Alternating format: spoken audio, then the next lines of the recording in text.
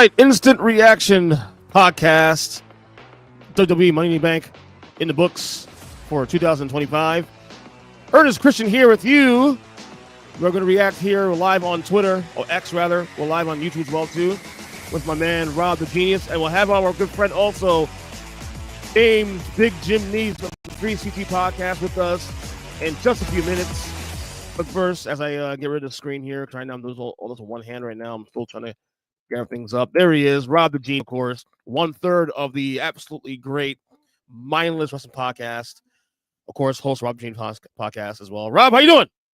Good, man. Good. Did you enjoy the show? Yeah. It's funny. I did enjoy the show, but we always view Money in the Bank as a Big Five. It didn't feel like a Big Five show to me, though. It felt like a regular Backlash, at least most of the way anyway. It didn't feel like a consequential show, if you will. Yeah, I think that's probably fair because they didn't last year at Money in the Bank. What did it? What happened? Well, Last year, what happened last year? I'm trying to remember what happened last year. Hold on, last year. The Liv cash? No, that was no. Tiffany won. So Tiffany won last year. Okay. Well, I think last year I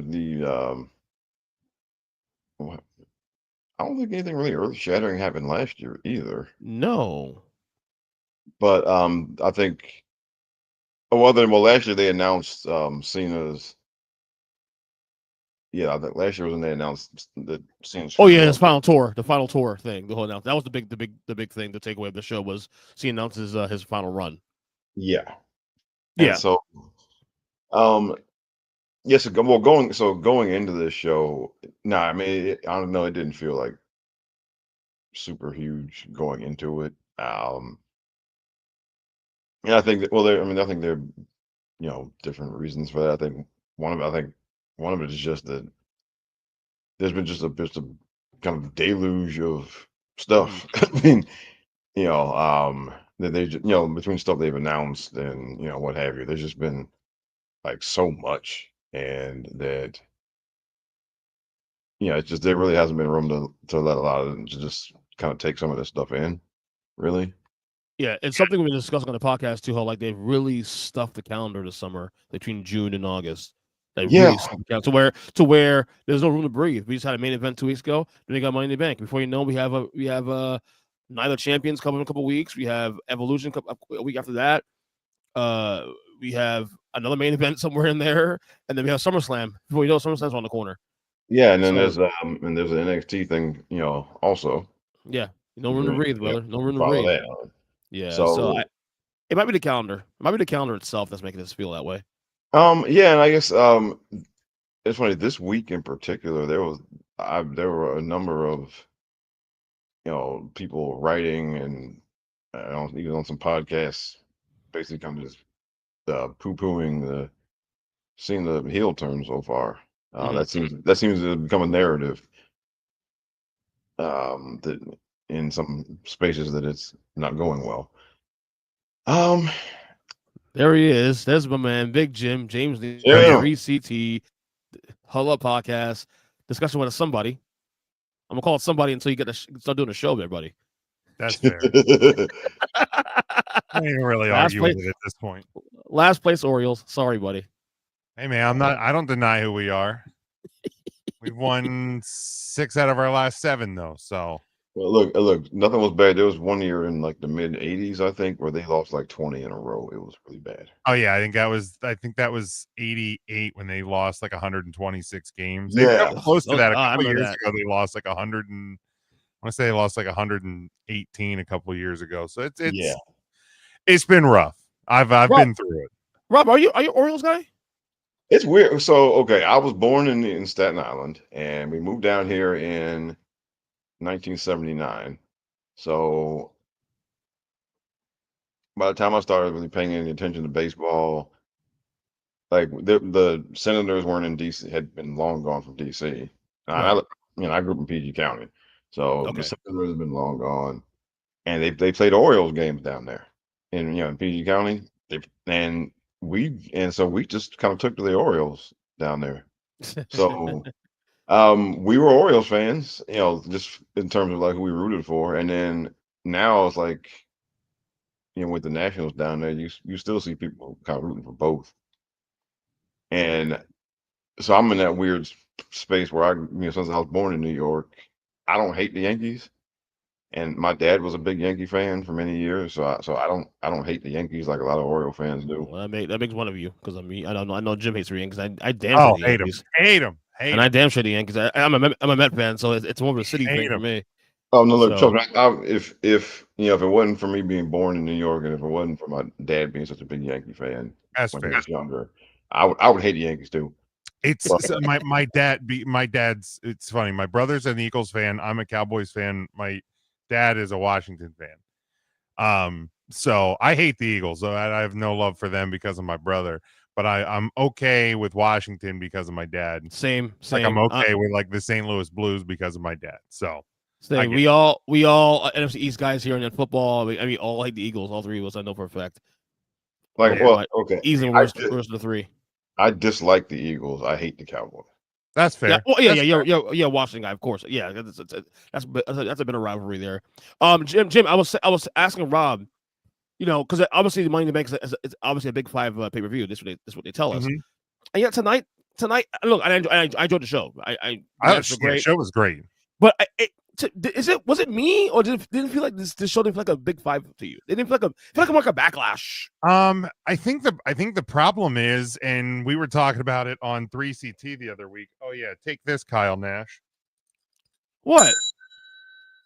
By the way, your bell worked better than the one that he did on my show 2 days ago. Good job. Yeah, I don't know. Maybe it was him, but yeah, I got a bell. I found a job. bell in my. In a pile of junk the other week. But on 3CT last week we were talking about WWE's just overloaded schedule. And I think maybe that's what caused this to feel, I hate to say not as important, but like we literally had Saturday night's main event 2 weeks ago, right? 2 weeks, literally 2 weeks ago, 14 days. So like, and the last 2 weeks have basically, the last week has just been all the R-Truth stuff. Yeah. And like, so it went from Saturday night's main event, the Ron Cena retirement tour shirt, like the aftermath of that. And then it went, the bottom fell out, right? Like, because all of a sudden it was, Truth is gone, and Triple H bad, Nick Khan bad, WWE bad.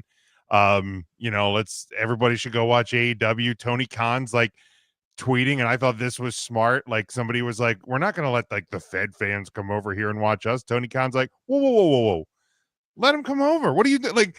Don't gatekeep anything. If people want to come over and fuck with my money, don't fuck with my money.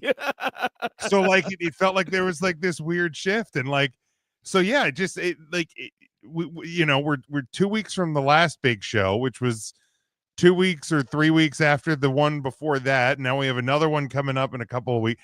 Like it's just that's like the grind right now with the WWE. So I think that's what maybe made it feel like a little less than.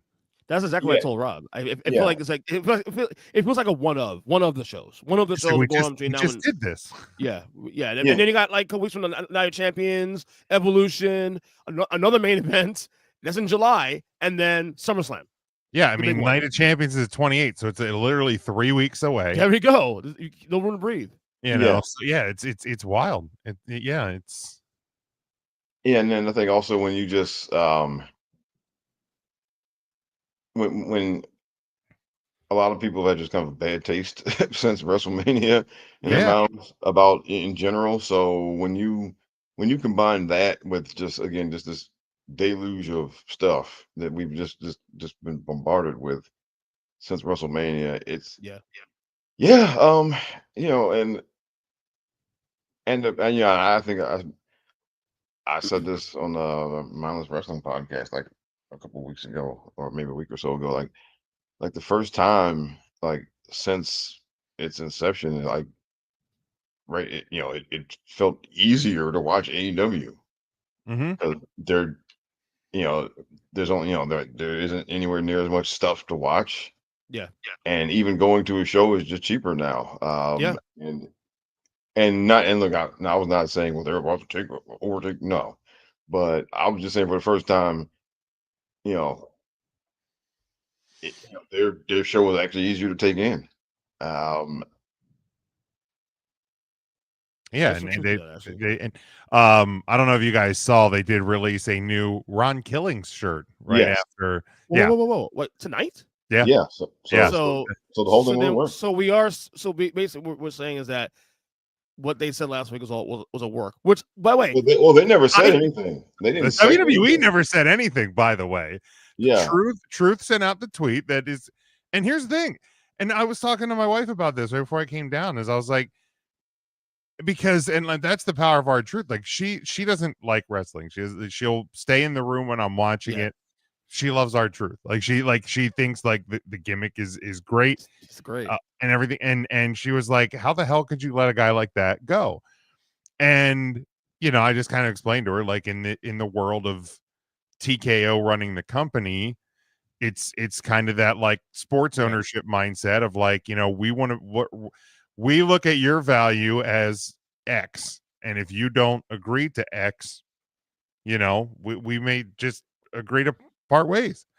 So that I think, and maybe that wasn't a work. Maybe like that part of it when the tweet went out was, look, we couldn't come to terms on an agreement, and we're out. And then in the last week, based on fan reaction and things like that, I'm not saying that it had anything to do with it, because maybe the whole thing was a work. And that's the beauty right now of what we're living in, because even if it was a work, all the journalists got work. Sean Ross Sapp, as much as the guy is softer than Charmin on the contract stuff, he's usually pretty damn reliable. That's correct. And he was right on top of this, going, this is for real. So if it was a work, well done by everybody involved, because everybody got worked. Well, by the way, I gotta credit my 12-year-old son Eli, because we're watching the show, and the guy comes in the ring. He goes, "That's our truth," and I go, "No way," because it's a black guy, right? Because he can see his back. See, He's like, "No, Dad, that's our truth," and he takes off the seat. He reveals like, "Oh, damn, good job." So I gotta credit my son Eli for calling that out. That's awesome, yeah, man. Let's work there. So let's work there first. So, but obviously we'll go through all the matches first. But obviously that's the biggest highlight. That's last impression of the show tonight. Obviously, really solid match between Cody and Jey Uso against Cena and Logan Paul. By the way, the whole like Cena Logan Paul like beef a little bit. I mean, is that anything? Is that just a one-off thing? Do you see that going anywhere with that?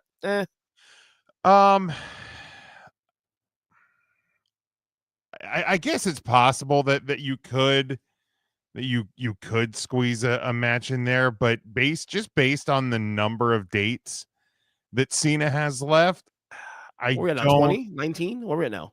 It's under 20, I believe. Yeah. I doubt we'll get a match out of it. I guess it's possible, unless John Cena actually does want to give him part of the rub, because I think that's really the deal here. Is Cena's calling his shots for the last year. He's there. So if he wants to kind of give that rub to Logan Paul, maybe we do get a match. I mean, we're assuming that Cena gets to go back to babyface again, which Rob thinks is going to happen before the year's over. I think it will. I agree with that. It's a matter of when, not if. Because put it this way, if to believe all the sheets, which based on what we've seen in the last hour, maybe we can't believe anything. But the word is that the last match for Cena, and they're going to do a show in Boston. You can't have him in Boston given the farewell as a bad guy. You can't. That will not work. So at the very least, by December, he will have to be babyface again. Well, what do you, Rob? You think it's is anything to that Logan Paul Cena thing that could be used for the future? Maybe. Yeah, no, I mean, don't see my. I mean, look, I mean, it makes perfect sense for him to want to do a match with Logan Paul. I mean, so yeah, I could see. Yeah, I mean, somewhere down after. I mean, I think maybe after he turns babyface again, maybe Yeah. they do something. I mean, Yeah. I wasn't thinking about it or even considering it before, but given their interactions in the match tonight, then I mean, it seems like that's not for nothing. Yeah. By the way, and huh? the Ron Cena retirement tour shirt is also back on this. No way. By the way, so wow. they're making some money tonight on merch. Hey, James Scott Nies, I got that. They can make a purchase tonight or something because There I you think go. I'm ready to get this coming out. By the way, I'm watching the intro. By the way, of these four guys, and again, I kept saying leading up to WrestleMania about Jey Uso, like, yeah, he'll win the title, but kind of see me a long-term champion. I don't know. I'm still not sold on that. The more I watch him now, these last 2 months since WrestleMania, I'm bought in this guy being a champion. Like the kids love him. He's still red hot. I mean, the whole entrance down in the crowd with the holding the kid and whatnot. It's I imagine he's selling a shit ton of merch right now, even right now. I would imagine. Oh yeah, he is. Yes, he is. Yeah, he's been one of the higher merch sellers this year, but per the report. So, Yeah. yeah, I mean, I thought it would be short term, and I mean, given that some of the last title reigns, both obviously the main title and now this title, we've had long title reigns. So even if this only does go out to SummerSlam, for example, it would be a shorter reign than we're used to, but longer than I think a lot of people anticipated. So for him to get to come into the next big stadium show as champion, I think would be cool. I also think because there was part of me that was like, I thought that Seth was going to win, cash in tonight. Obviously, we know why that didn't happen now. Right. And we were going to get, because Night of Champions will probably be, now Cena versus Jay, which should be fine, especially based on what happened tonight. But I thought maybe they would do the cash in right away. Glad they didn't. Glad this let it cook a little bit, man. gives us some time.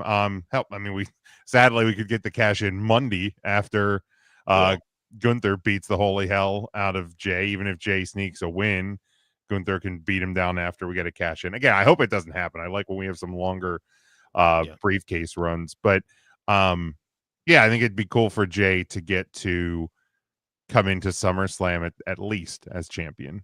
Yeah. Rob?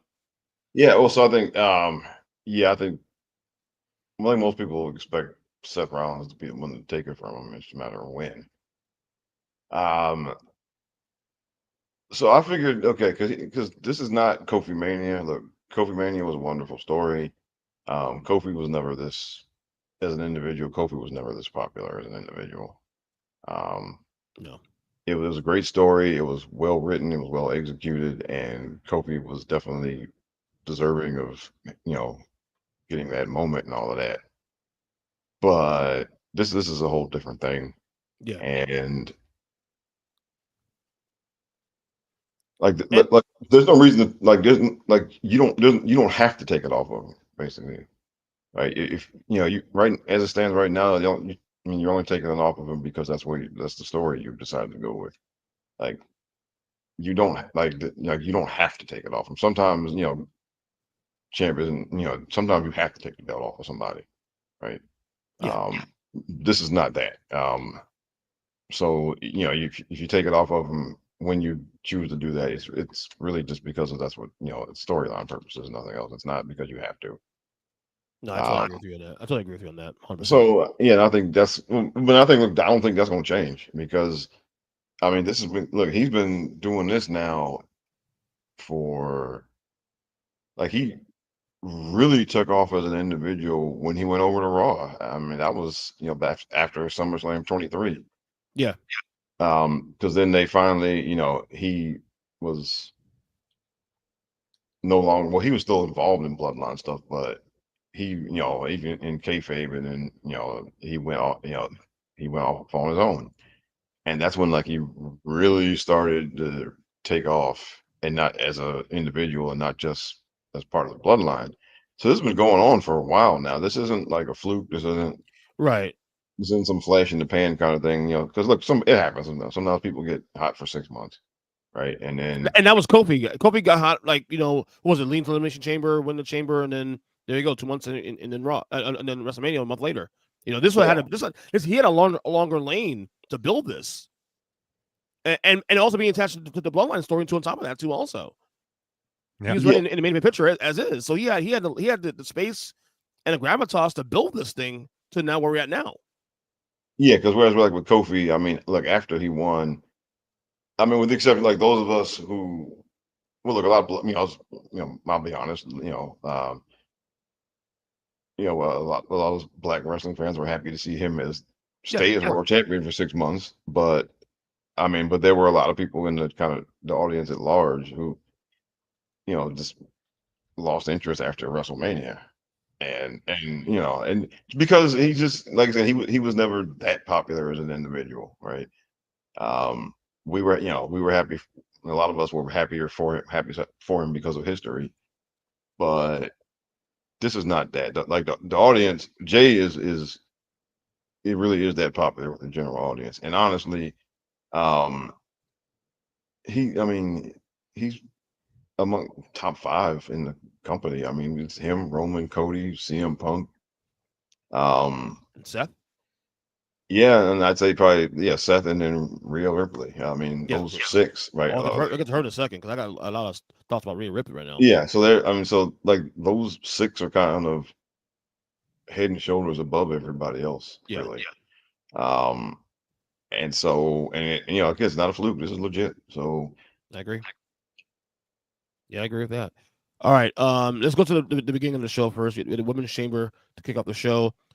Rob, you and I called it. We called on the show Tuesday. Naomi, we called our shot.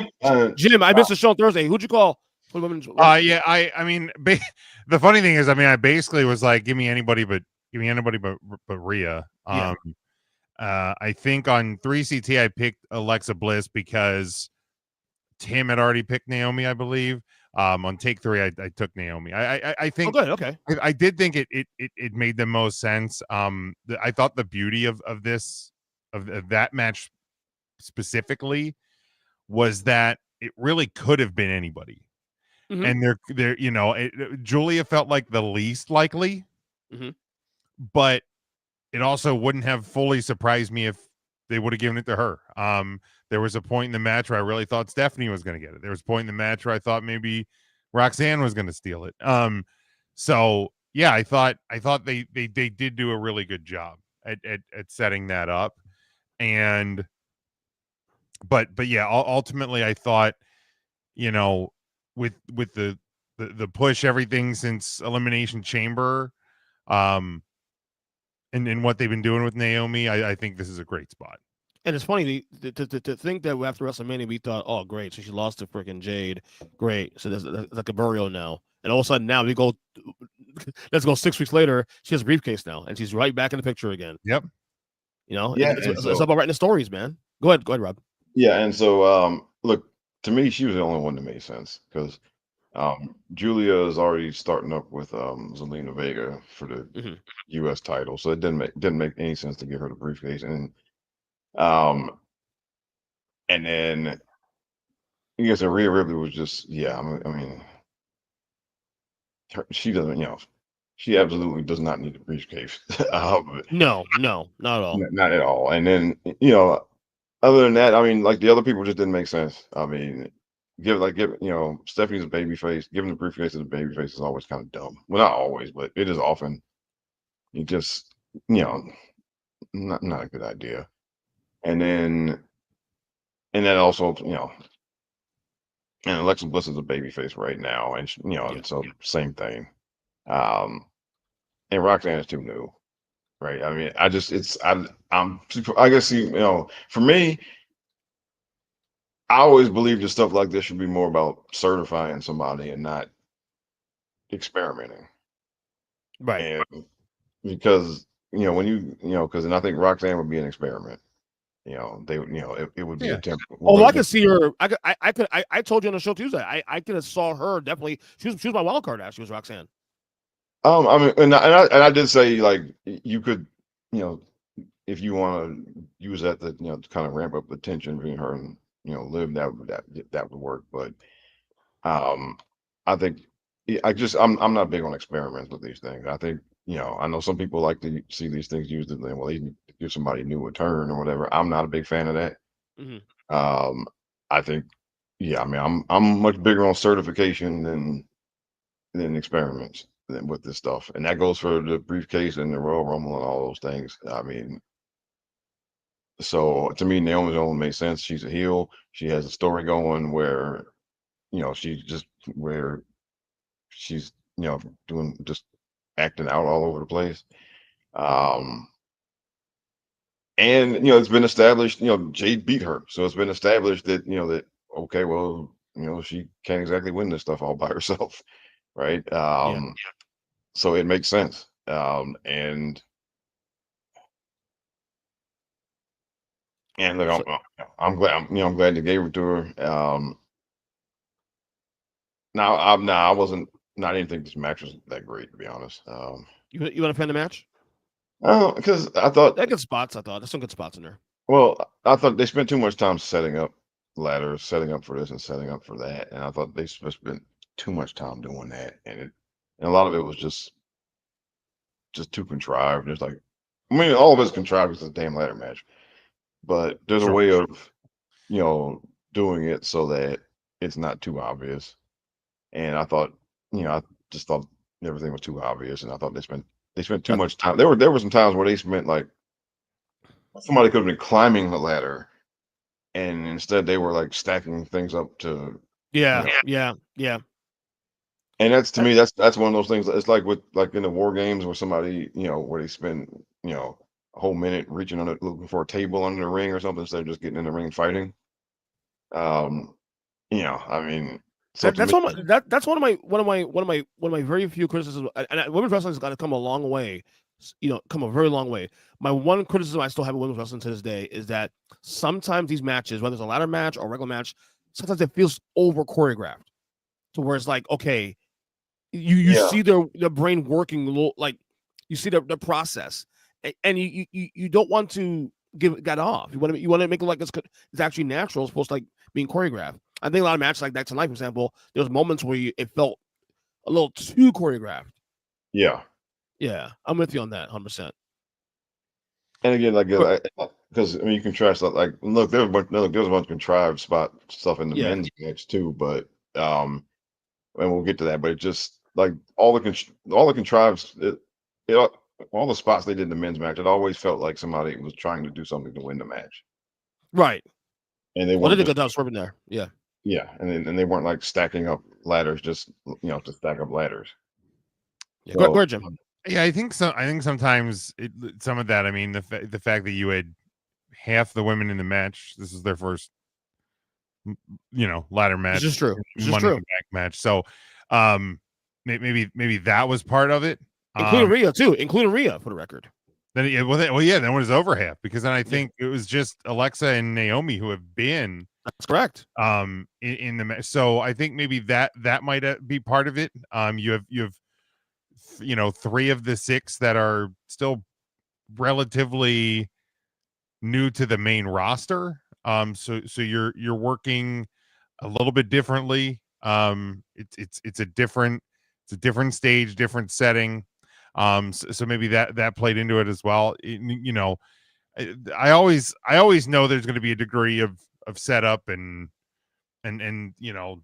we're spot festing a bit. So whether it's Money in the Bank, whether it's Elimination Chamber, whether it's or the Rumble, whether it's Anarchy in the Arena, whether it's Stadium Stampede, regardless of company, I always kind of I try to let that kind of stuff breathe a little bit, because I mean, hell, Anarchy in the Arena, you did you took a 5-minute break for Kenny Omega to be a DJ. So like, it's you kind of just got to kind of take the goofy and the setup with the match itself.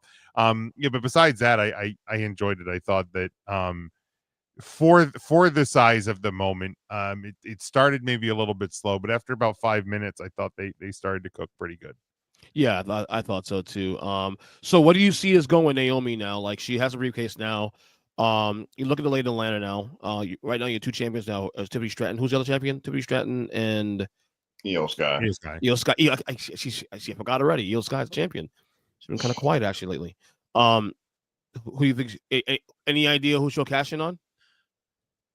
I think it's I mean, it's gonna be on SmackDown. Whoever, Yeah. so Right. it'll be on Tiffany, or if somebody On beat Tiffy. Tiffany, it'll be on them. Yeah. Right. Yeah, I think it'll be Tiffany or somebody over there, and then because you have built-in multiple matches, title matches, whether it's Bianca, whether it's Jade. You have multiple matches already there ready to be made. So that this one's pretty easy. There's already too many faces, too many people around the women's world title on Raw that you don't need to add another one. That's true. That's a good point. All right, we had the IC title match that was added last minute. Dominic Mysterio defeated Octagon Jr. by pinfall. I'll be honest with you, I was in and out of this match. I saw the last couple minutes of this match. The frog splash and then the pin, and all that. This is Dominic's first clean win since winning the title, right? Like clean win, actually. I think, yeah.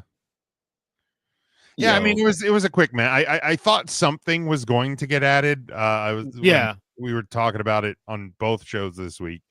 That I thought something was going to, a 4-match card felt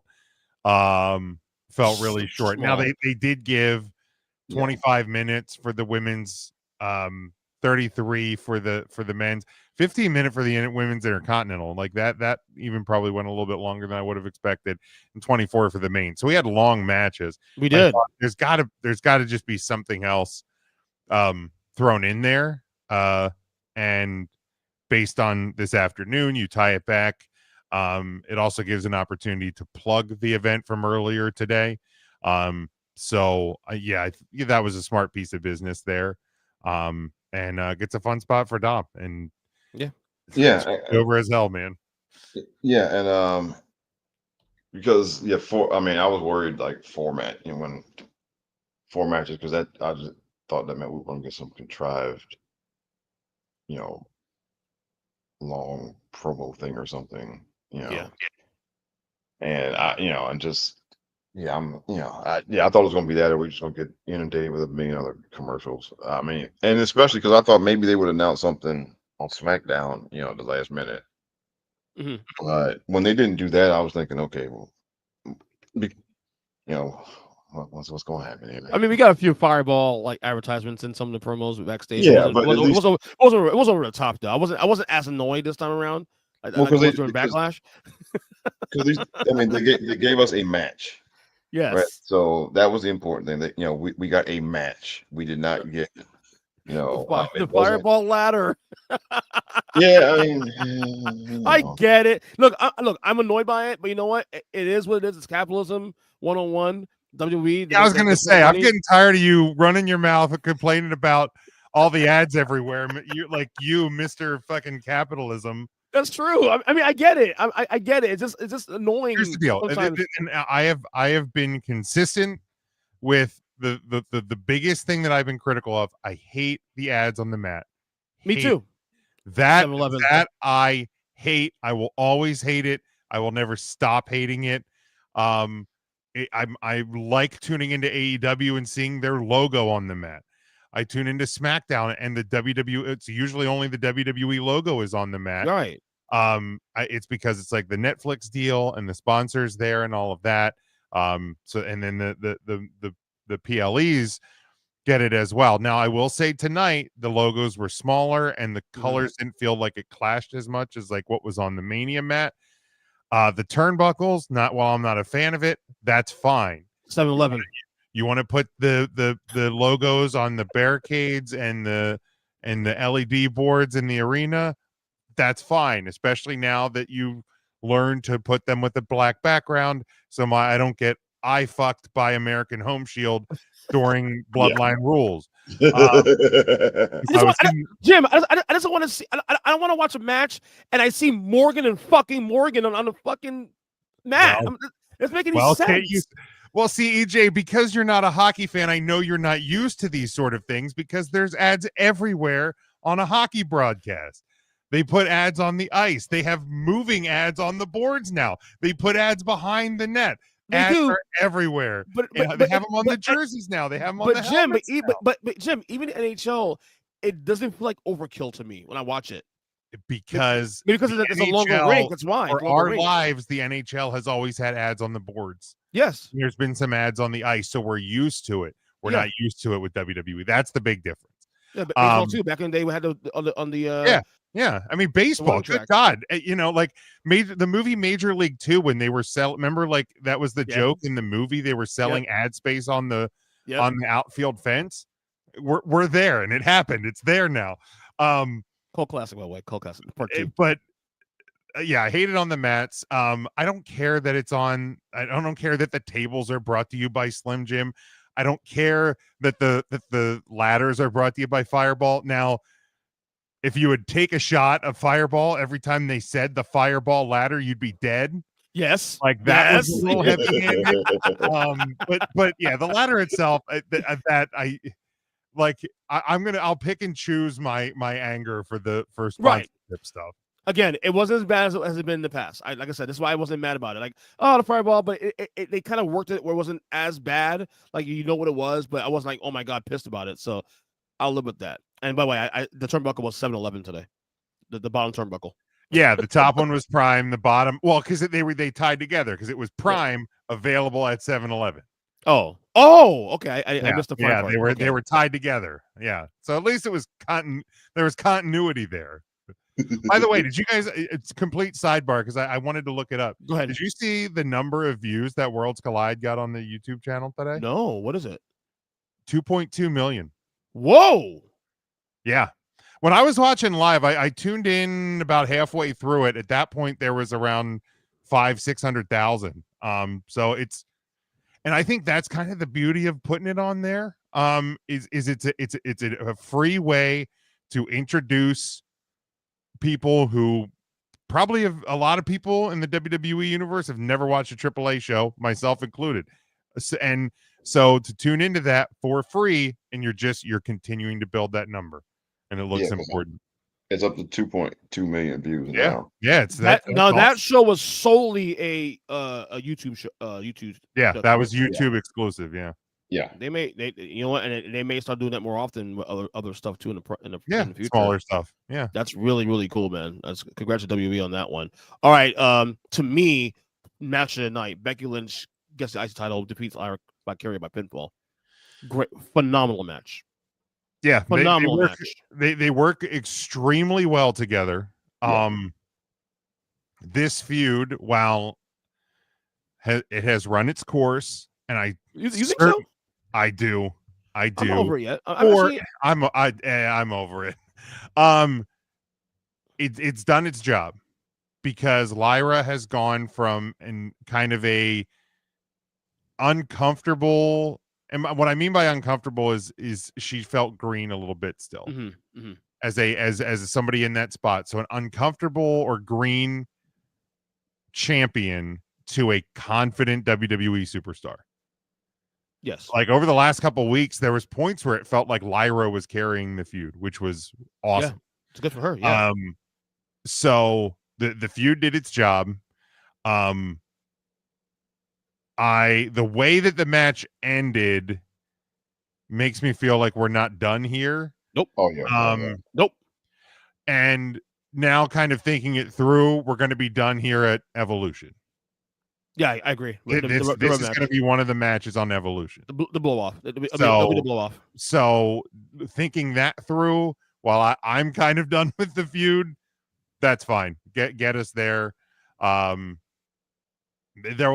have to be some sort of a stipulation tied to it. Hell in a Cell. Okay, yeah, I This, could get this, behind this, it. this is a blood feud at this point now. Yeah, I could get behind something like that. Yeah. But there has to be some sort of a stipulation on it. Well, my own concern too, and Rob said this months ago, that okay, once you get past this, now what? Is Lyra gonna do we care about Lyra outside of this feud? I will going forward, but I don't know if everybody else will. Rob, your thoughts?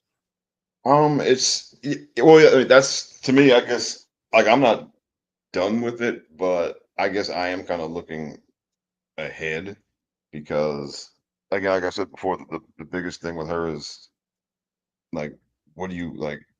What do you do with her after this is over, right? Is she somebody who can are you going to move? Is she somebody you think you can move up further and can maybe be like the more the main character and have somebody else coming after her, or is she going to be just kind of the mid card person and kind of a perpetual antagonist to the bigger people? And I mean, you won't know that until after it's over, right? I mean, like, how much will people give, if if we assume she wins the title back, then, you know, what will happen? How much will people care? Yeah. Afterwards, like, because if her, or are they going to have to keep feeding her, like, are they going to have to keep putting her with big name people, like, to keep people interested? Because if you're gonna be one of the top people, sometimes you gotta do stuff with people the audience doesn't really care that much about. Mm-hmm. And that's part of it, right? Or you got to do, if you have a long title reign, then you got to do some matches with people that the audience doesn't really care that much about. If you're going to be one of the top people, and so the question is she somebody? Can you put her in a program with somebody the audience doesn't care about, and people will still pay some attention because she's there? That's a great point. And we won't know that until after this is over. We won't know that until they try it, right? Until after this is over, until they try it. So to that end, I guess I'm more interested in that than what they're doing here. And she has to win the title back, because if they do a blowout match and Becky just beats her again, then what are we doing here? Right. Then what was the point of all of this? Well, I guess, and she needs the belt too. I think she needs the belt also. Well, the point is, I guess the point is to kind of for them to figure out what they have. So if they do a blowout match and Becky beats her again, then that means that'll indicate that they made a decision that she's going to be like a mid card kind of person going forward. So we'll see. I mean, I guess, to me, it's just the big answer with her comes later, not now. Well, the issue for her at this point now is not even about her in-ring work is fucking phenomenal. She's actually one of the best women on that roster in ring. The question is the character. Is it over enough? If people care, is she too baby face? Does she need a little more edge to her? I don't know. This feud may help that. That ending tonight may help. In the last couple of weeks, I don't know how much of the last couple of weeks of Raw you've seen, the segments with her and Becky. Mm-hmm. I thought as a character, she has been a lot stronger. Oh yeah, I agree 100%. Over these past couple of weeks. So, yeah, I mean that I think that the great question, to Rob's point, is can you do it after this feud? I hope she does. I hope she can, because I love her. I think she's really, really good. And like I said, I think from the time she won that title till now, you're looking at two incredibly different superstars. Yeah, since Backlash, she's a totally different star. Yeah. So, but again, as Rob said, and we both agree that, okay, now what going forward? We'll have one more match, obviously, maybe another SummerSlam thing. But after the summer, now what? What's next? Can she now? Can she walk now? She's crawling now. Can she walk going forward? We'll see what happens there. All right, the men's Money in the Bank. The obvious did happen. Mm-hmm. Seth Rollins did win the briefcase this time around. However, and I think Jim, you and I were talking about this on text earlier. The way they did this was genius. The way they during the match made you think that you could have made a case for every single person in this match based on how that match went. That, oh my God, Andrade, dude, after Solo? that fucking which, by the way, spot of the night was the now it was a little clunky because they didn't have a lot of space on the outside, but like Mhm. where El Grande climbed up the ladder, moved Yeah. on to the other ladder, climbed up and knocked Penta off. Yeah. Like that whole exchange was the spot of the night. Yeah. Minus Ron Killings returning, course. by the way. But and then at that point, I actually really thought there for a second that El Grande was going to win Yeah. because he was right He's there, my, and he's I'm my like, wild oh card my too. god! I was like, oh my god, they're doing it. And then when LA Knight got Seth off after the all the solo and Jacob stuff, That was fun and too. Seth climbs up. Yeah, we'll talk about that here. But like, and then when LA Knight knocks Seth down, I'm like, because like kind of the thought is like, man, this almost feels like a little now or never-ish for LA Knight. So when he knocked Seth down, I was like, oh, cool. They're gonna give it to LA Knight. That's cool.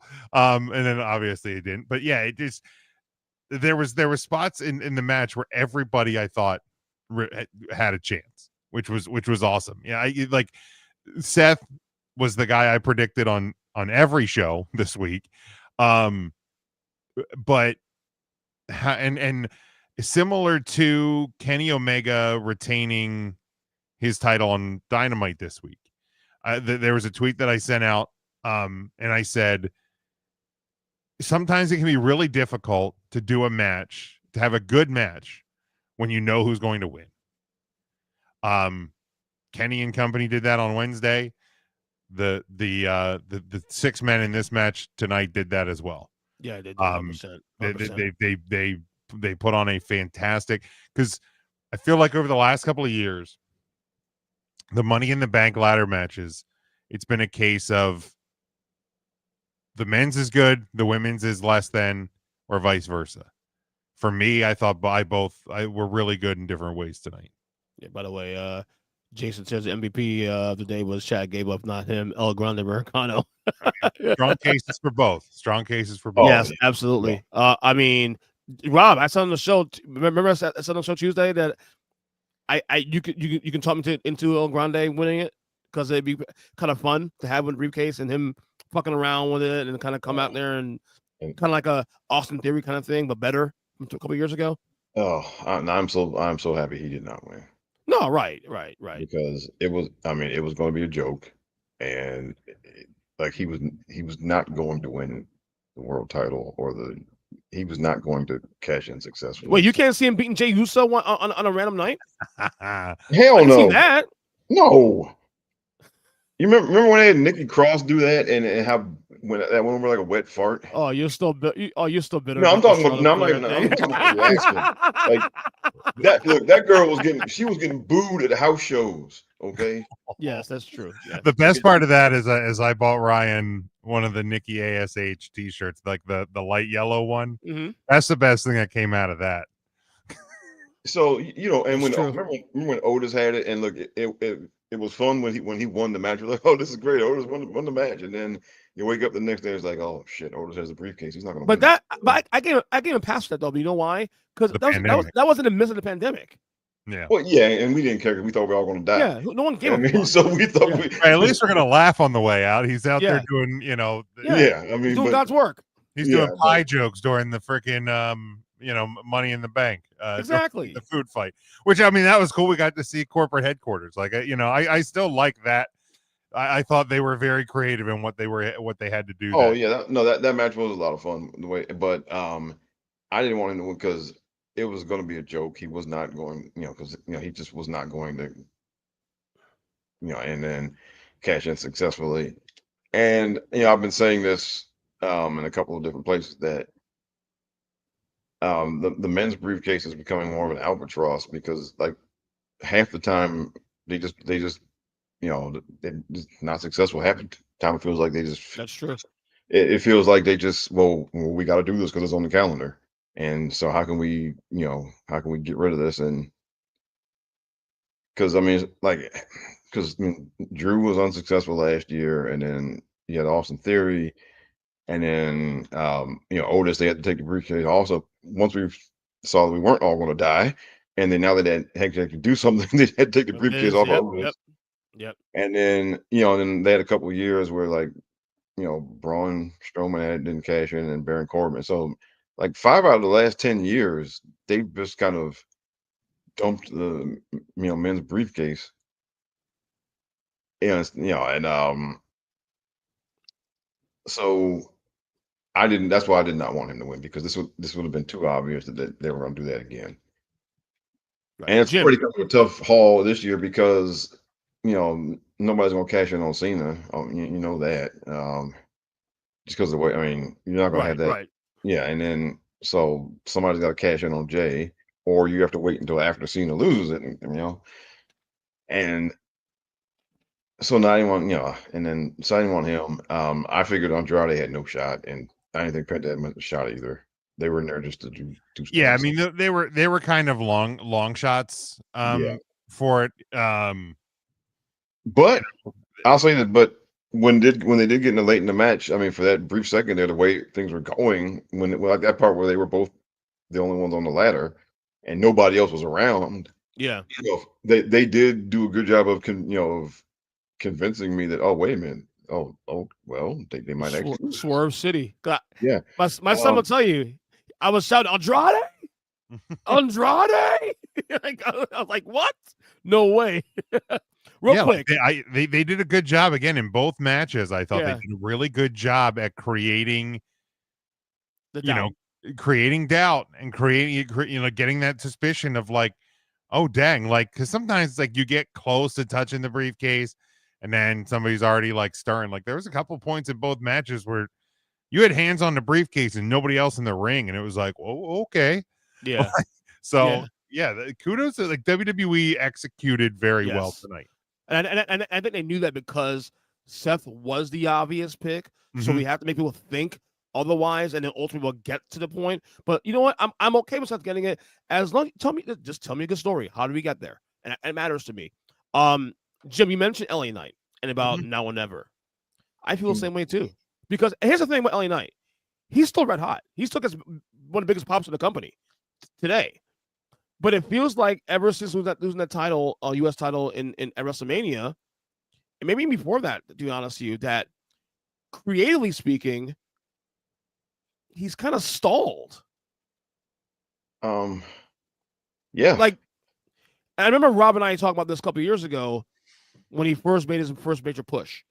And I asked you, Rob, on the podcast 2 years ago, can LA Knight be a main event guy? You said no at the time. I'm going to reintroduce that topic again right here on the show for both of you guys. Is there a scenario you can see LA Knight? Because look, you saw him tonight with some main event guys, like Seth Rollins, for example. Is there space for an LA Knight main event world championship possibility down the road? Is there space? No. Is he capable of it? Is he popular enough to do it? Yes. Is there space? No. Why is there no space? Why is there no space? Because you've got Roman and Seth and Cody and Jey Uso, and you've got Drew McIntyre when he gets back. You got Jacob Fatu moving up. You have Damian Priest. You have Gunther. It's crowded. Yep. And none of those guys. Yeah, I mean, there are already too many. And then Braun Breaker is moving up. That's a good point. So I just don't think. And Randy's still there, right? Yep. And so I just think, you know what? They're just. It's not his fault. It's just a numbers game, yeah.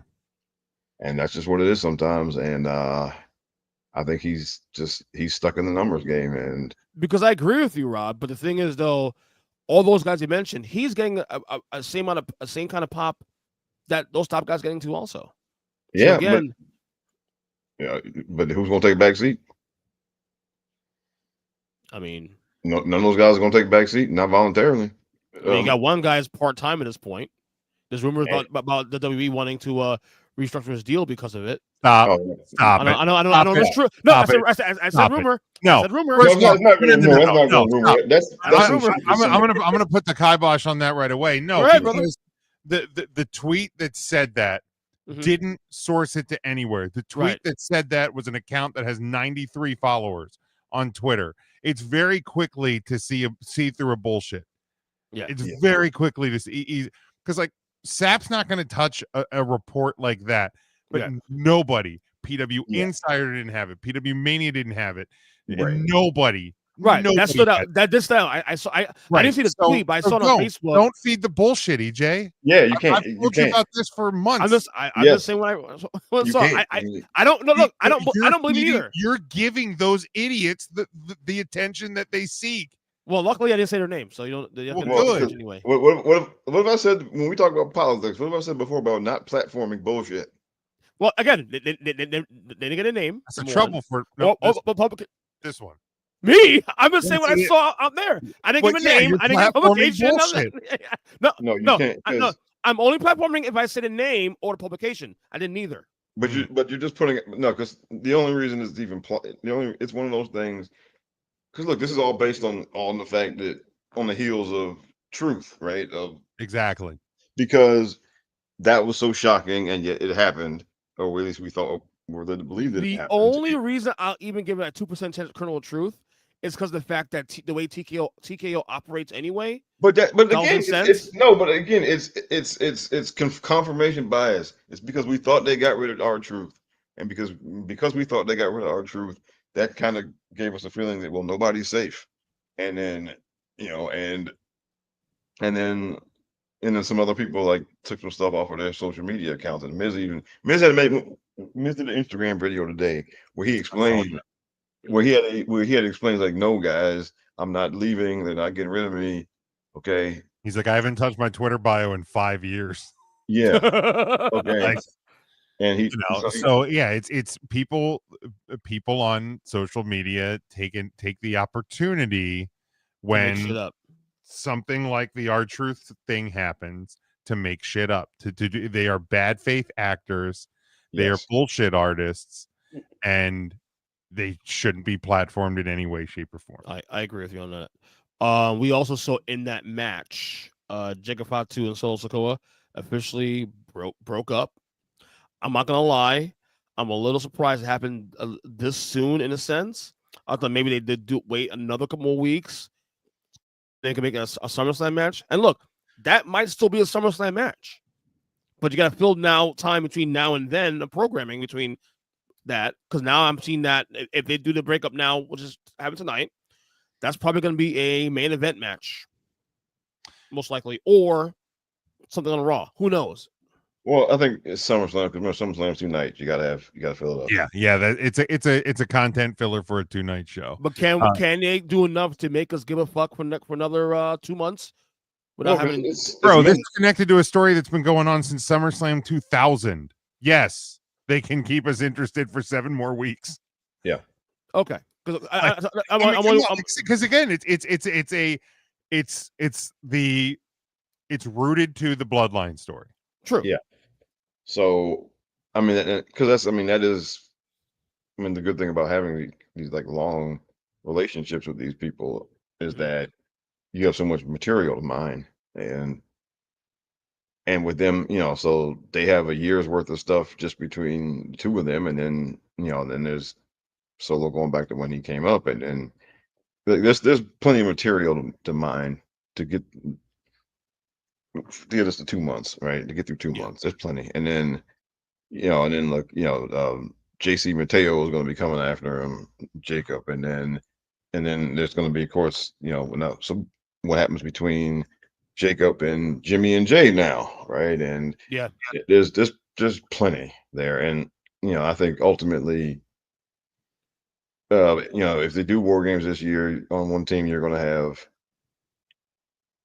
Seth and his buddies, and then with Solo and Cobb, and then on the other team you'll have. We gotta tease that. We gotta tease that tonight, actually. Yeah. You have another team. You'll have Roman, Jimmy, Jay, Sammy, and Jacob probably.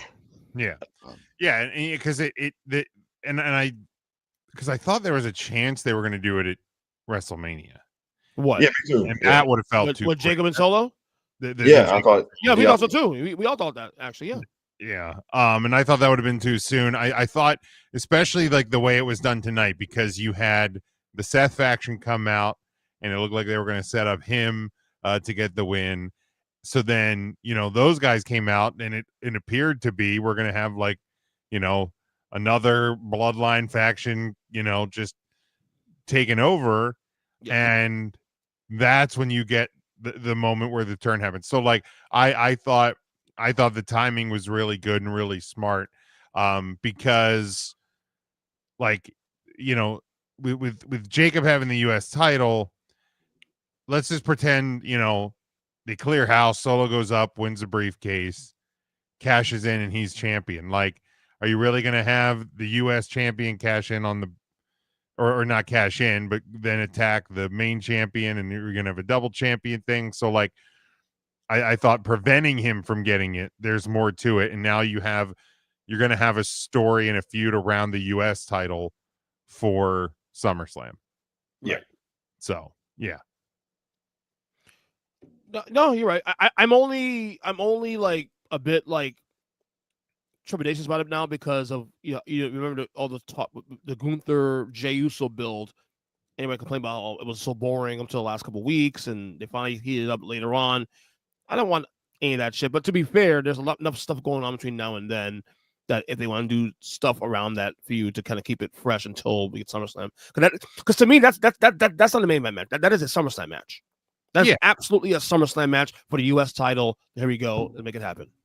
So. Yeah, and so the next 3 weeks are going to be, fallout of the stuff with Truth coming back. Yeah. And Cody getting the pin over Cena, and Seth is a briefcase winner, Becky in the IC title, and then some of that fallout from that. But like, there's not going to be any Solo Jacob stuff at Night of Champions, because that's all going to be like champion versus champion stuff in Saudi. So cool, that's easy. Now we're into July, so now we just have really 4 weeks. Like, you're not going to completely miss them talking about it, because you can't just let it go cold, but it doesn't have to be a featured player on SmackDown for the next 3 weeks. Yeah, Night Champions in 3 weeks. You're right. Yeah, then in July, beginning of July, you have a Saturday night's main event, July 14th. I think it is, 13th, on the 12th, because then Evolution, that weekend. 13th. Yeah, right. So yeah, I mean, like, theoretically you could do it there, but I don't see that happening either. Like, I think maybe you'll get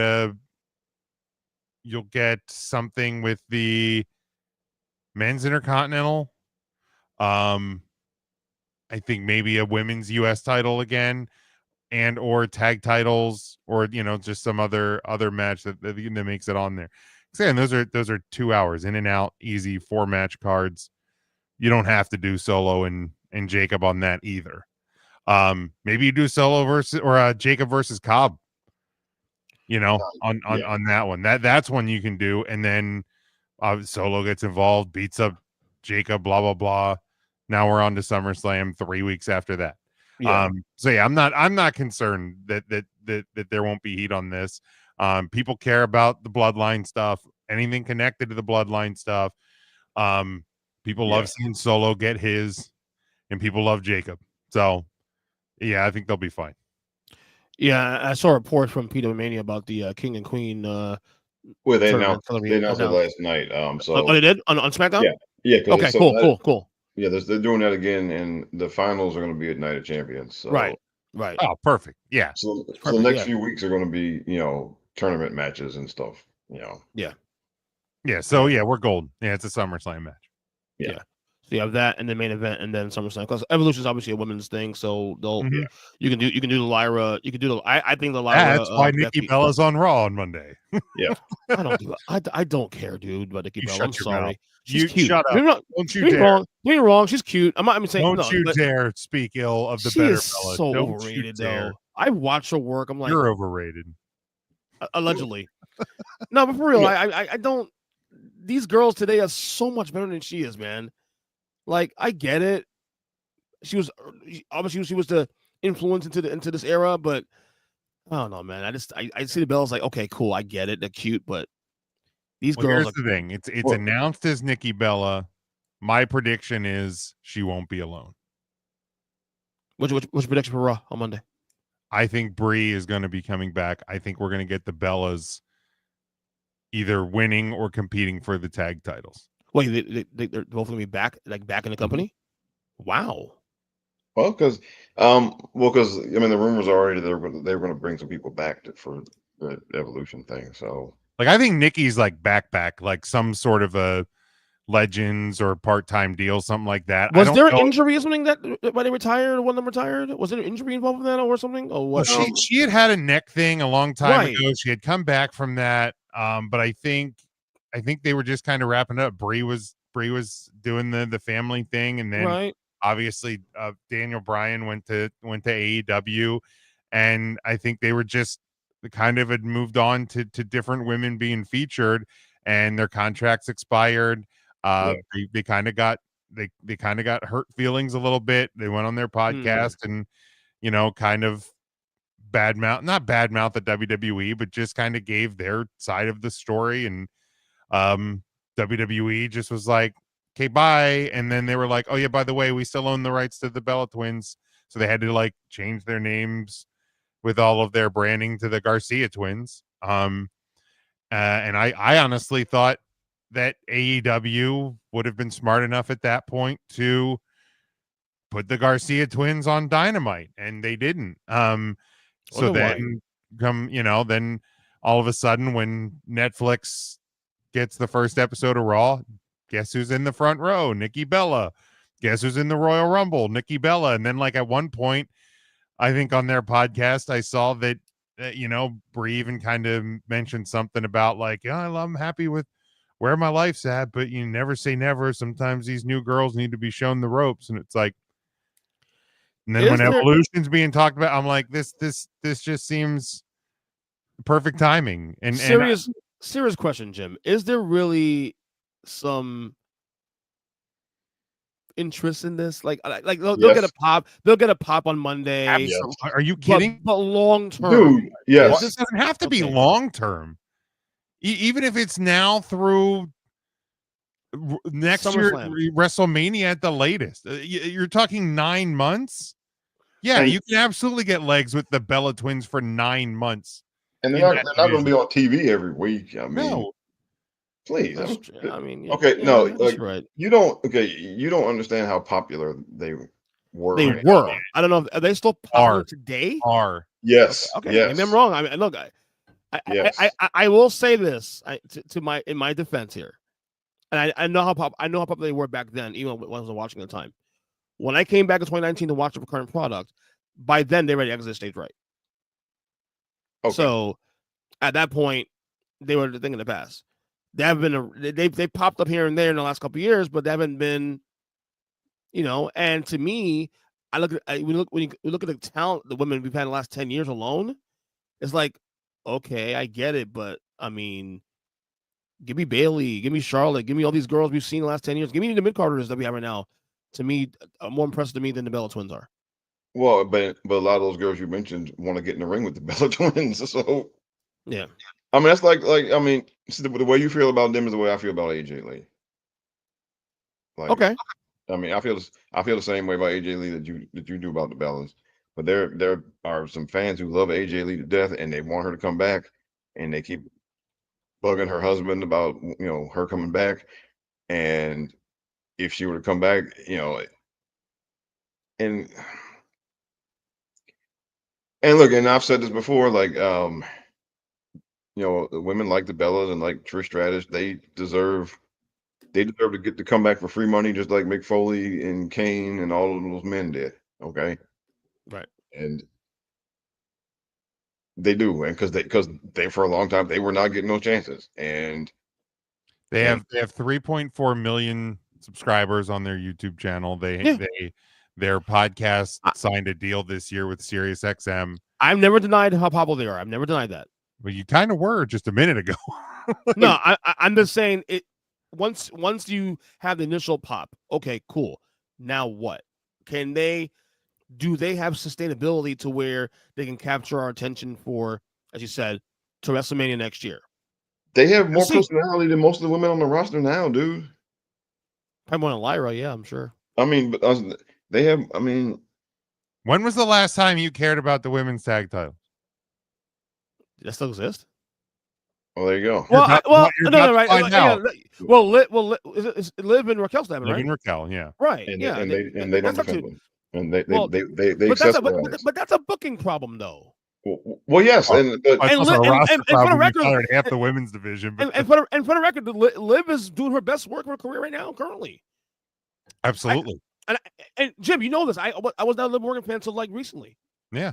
So a lot of people weren't. yeah, but they don't book. They book those tag team titles depending on who's holding them, and if you're not like, I mean, they got so much time last year because Bianca and Jade were the champs. I mean, like you have to. I mean, so even they don't. So even they don't have. So even Liv and Raquel don't defend them that much. Okay, that's how much. That's as far as them booking the titles. When as far as Liv Morgan has come the past couple of years, the fact that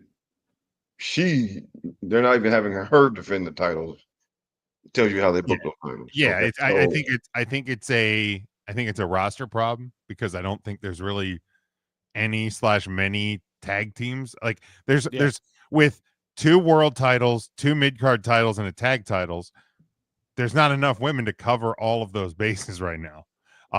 Especially given in light of the recent roster clearing. Right, yeah, they released half of the women tag team. Yeah. Now, granted, they've called up 4 in the last month to help fill some of those spots, so they're doing their best, but a lot of those seem to be tied into singles stuff. So it is pathetic though. Well, we have a women's pay-per-view to fill, and we're probably going to want to have a tag title match on there. Yeah. Who's going to care about a women's tag title match when we don't have women's tag teams? Wait a minute. We have twins. Very popular ones. Yeah. This is a slam dunk. I think people will. I will actually probably be surprised if Brie is not part of this. It is pathetic though that with all the programming they do have available, they can't find time to put a 10-minute match, a 5-minute match on Raw for a tag team title match. Part of the problem is they're saying that they could put a 5-minute match because that's the lip service that AEW did with their women's division for so long. Yeah. A 5-minute match ain't going to do anything for anybody. Yeah. Actually booking, like Truth versus Cena. Granted, Cena is the current world champion, but that was a non-title match that had a ton of heat on it. We've had non-title matches at times. Seth versus Punk was a non-title match on the opening episode of Raw on Netflix or whatever in the first couple of weeks or whatever. That, and again, it was a long time blood feud, whatever. So I'm pulling out kind of extreme examples. Didn't have a title, everybody cared about it. If you tell a story of real heat, real conflict between 2 women that isn't just you have a title, I want your title. Yeah. Then 8 minutes, 10 minutes, 12 minutes. That's easy to book. You have 3 hours with 2.5 of Raw, 3 hours currently of SmackDown. There's still rumors if it's going to go back to a 2-hour show. Please let that happen. Please, God, do that. I mean, I don't watch a ton of SmackDown as it is, but man, 3 hours on a Friday night, that's tough. Yeah. But yeah, I still think the unfortunate thing is that the women's tag titles should probably be a 3-show floater between NXT, Raw, and SmackDown. Yes. Yeah, I agree with you. As opposed to having the main roster and the NXT ones. Mix that bitch up, man. Mix it up. But yeah, just and maybe, hopefully, if you bring the Bella Twins back into the mix for the next 8-9 months. Again, it's not going to be every week. I would not expect Nikki and Brie Bella to wrestle every week. No. But they're attractions. That's it. When they're there, when they're going to be involved in the show, it's going to make people care about them more. And then the challenge becomes, as we've seen with Ronda Rousey was a women's tag team champion. And they actually on TV when they were on TV and whatever. And then after that, flop. And then again, Bianca and Jade.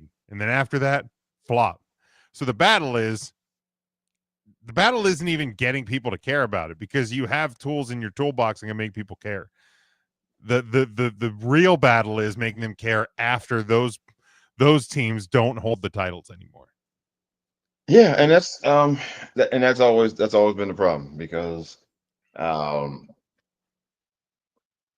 it, again, like I said, they will literally, if one of those top level women is not holding that one of those belts, they will literally just not be on a pay-per-view for months and months at a time. And I call it, they put them in witness protection. And there have been several women's tag team champions who were in witness protection. But also, I mean, you need to also just have you got to build some feuds with the teams. Just have them develop some beefs with each other. It's no different than with men's tag teams. It's fascinating how, except for like on NXT, no one seems to understand that you can literally book women's storylines the same way you book men's storylines, and you can write them the same way, and people act like it's some different thing that you have to, or whatever, and then it's why you always get these same, kind of mean girl ass promos and and whatnot. And I mean, WWE's had an issue booking tag team wrestling. Yeah. For a long time too. That's why, when the women's tag titles were first introduced, I'm like, boy, these probably should have been singles mid-card titles. Because we've already seen the women's mid-card titles have been booked better than the tag titles have been in the length of time, in the 5-6 years we've had them. Mm-hmm. Yeah. And look, hell, I mean, you had Sasha and Naomi walked out basically. I'm gonna need Asuka and Kairi Sane back together as a team again. The Kabuki Warriors back. I'm gonna need them back at some point. Right. Oh yeah, and that will help. That will definitely help. That'll help as well. Back but you can't. You just need like 3 or 4 teams, and then a couple of teams in NXT. Mm-hmm. Yeah, and do, as Jim said, do the 3-show work around and well, they were doing that right up until Bianca and Naomi lost the titles. They were doing that because Bianca and Naomi, and then Bianca and Jade were going all around to different shows, and they were doing that. But then again, as they lost the belts, and then the Booker lost interest. And that's just always been a ongoing struggle or challenge, or so yes, I think having Nikki and Brie back, I think, would be very good. And look, and then having them do a tag game, that also covers for them as singles wrestlers, right? Because look, Nikki did become a good singles wrestler. Bree's never been good at all.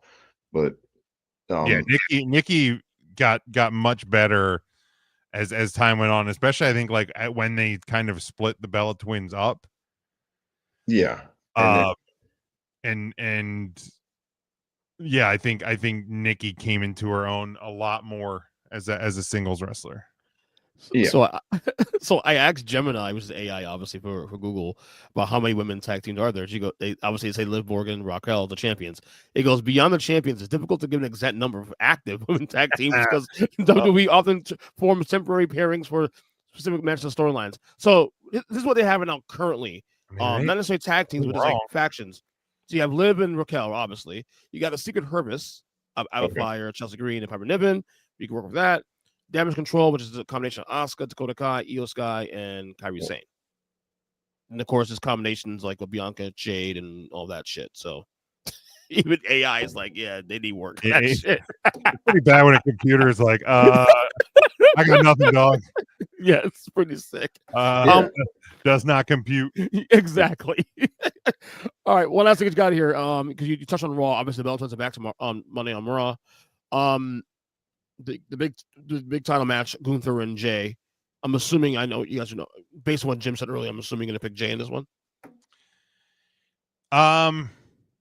Yeah. I think no matter what, I think Jay leaves. Jay retains. Right, I agree with that. Or Jay retains, or like Jay wins by DQ, or something. Whereas like Gunther just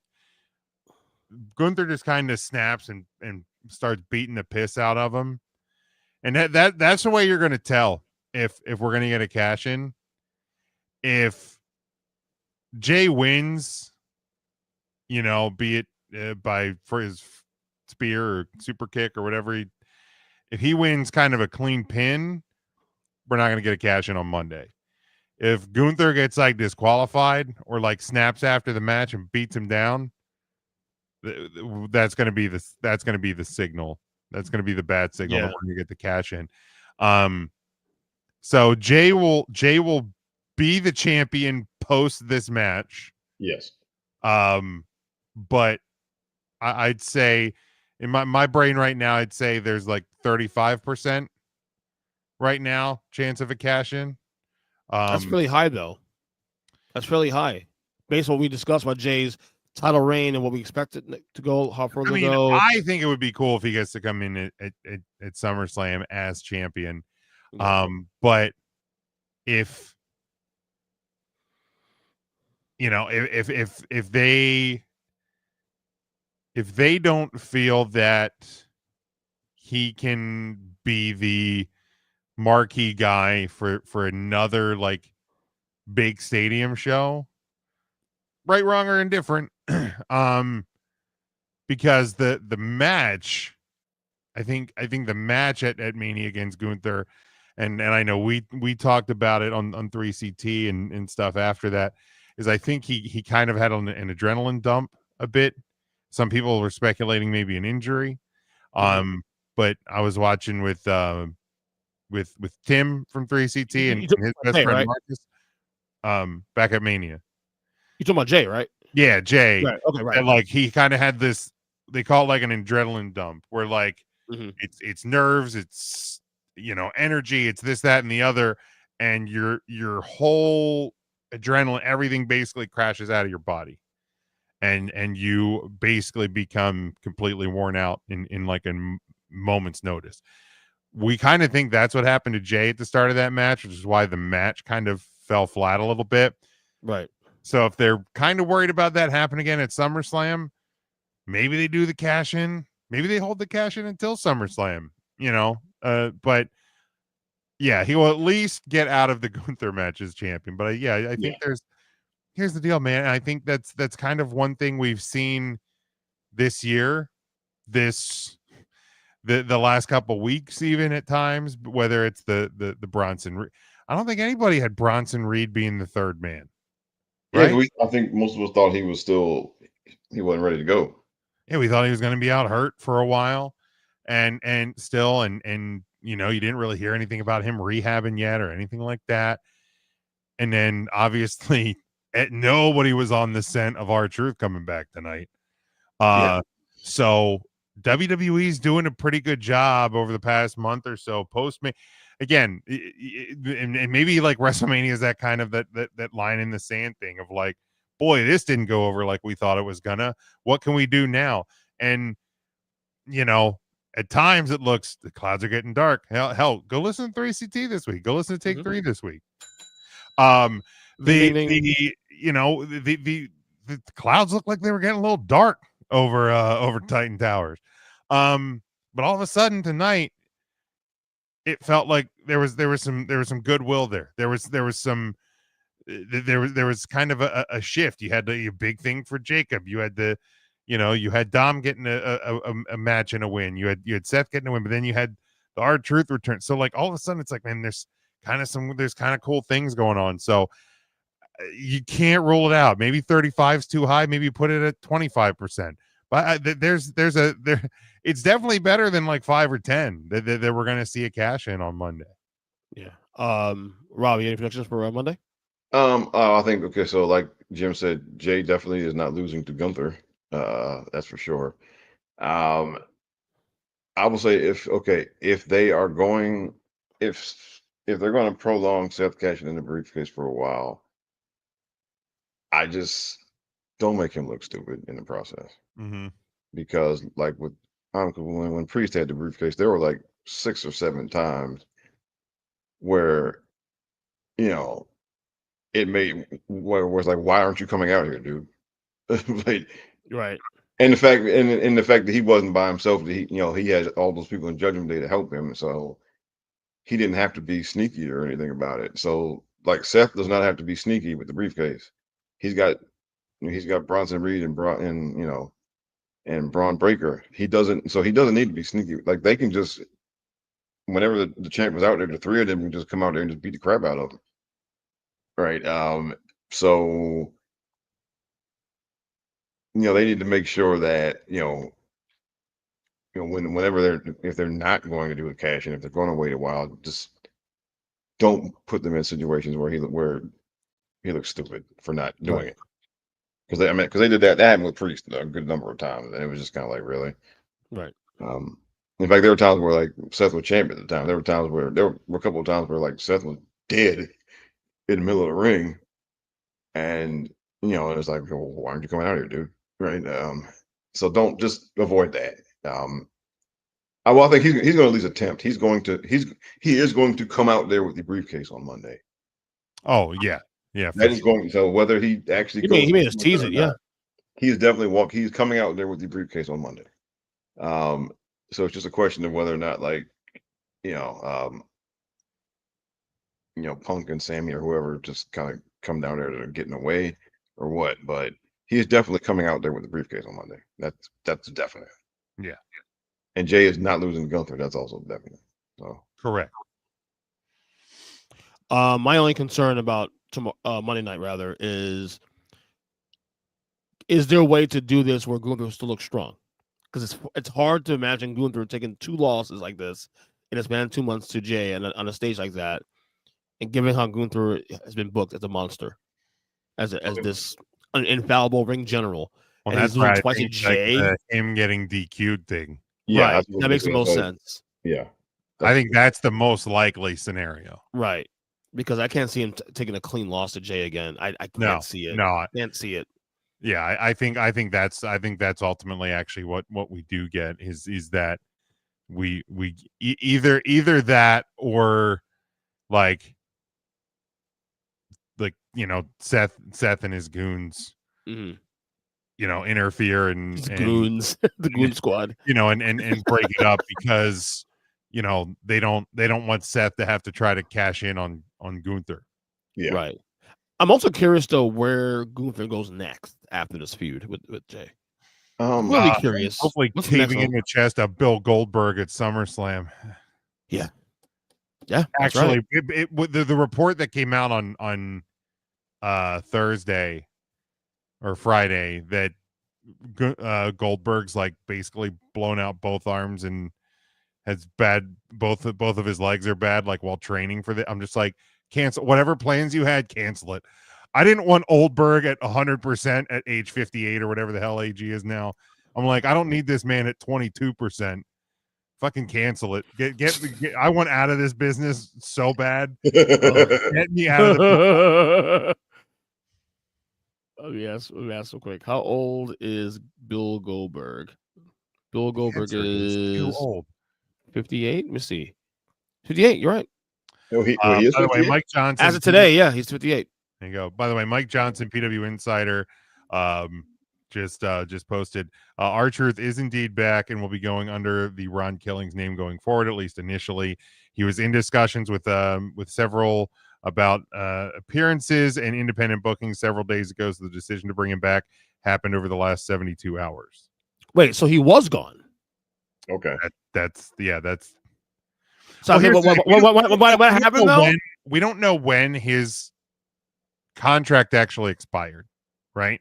Like he was never moved to like the alumni section. So if the WWE tells him, "Hey, we're not renewing your deal," similar to like they did to Carlito. Carlito goes to Puerto Rico and wins the WWC Universal Championship last weekend. Valhalla, they told her, we're not bringing you back. She goes, okay, I'm retired. So they tell R-Truth, look, we're not bringing you back. Do whatever you got to do. Yeah, He's still getting paid until the end of his deal. So at this point, he can start kind of negotiating for life after WWE. So if he's doing that, but WWE, again, we're going based on reports right now, right? Like this is what's fun about this. The WWE hears all of the groundswell and the backlash and all of this and decides, wow, we can, because I think that was the thing that we were talking about on 3CT this week is like, if TKO goes, or TKO's like, you're in your 50s. Yeah. You're more comedy than wrestling at this point. You're probably making more than a decent number of guys on the roster. Like what you're bringing to the table is not worth what we're paying you. R-Truth, he's been that man again. I will say, anytime I have a chance to say this, if you haven't watched the WWE 24 on R-Truth, it's both on Peacock / Netflix and internationally, and it's on the WWE Vault YouTube page. Watch it, because it is one of the best WWE 24s they put together. One of the best documentaries I think they put together. But this man knows what he's worth, right? Like he knows what he's worth. He's like, well, I'm not lowballing myself here. So maybe all of this extra stuff in the last week that made somebody, especially the last week, right? Like, because reportedly the latest report on when and how the decision was made, it was a Nick Khan decision, right? So Nick Khan really is that guy that's going to say yes or no, sign off on the deal, don't sign off on the deal, this and that. So maybe over the last week, as you're seeing 28 million views on Truth's, R-Truth's post on Twitter, and you're seeing all of this backlash and stuff, and you're going, there's still money to be made here. Then you make a call. Hey, we fucked up.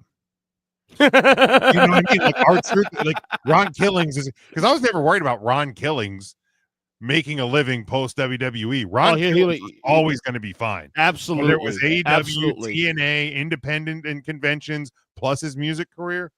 Yeah. Ron Killings was going to be just fine. Absolutely.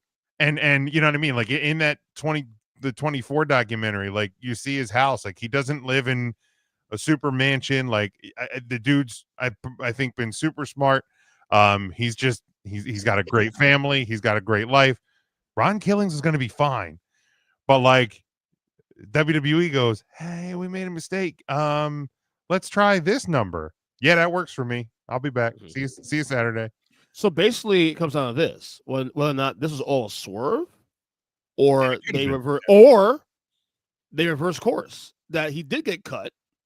And then they said, the blowback was heavy on all fronts, in the locker room, within the company, and then of course on the internet and the world at large.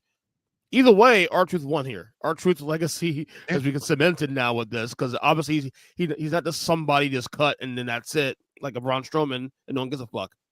People give a fuck about this dude. I mean, and it's quite clear. Braun Strowman, it was a financial thing. Like, and I think there's already been reports, because he's doing some like cooking show on USA as part of the WWE deal. So like the even within days of him getting released, it was because he was making too much money and the return on the investment wasn't worth it. And plus, so he's injured that dude. I mean, he's a former 400-pounder that came from the strongman competition.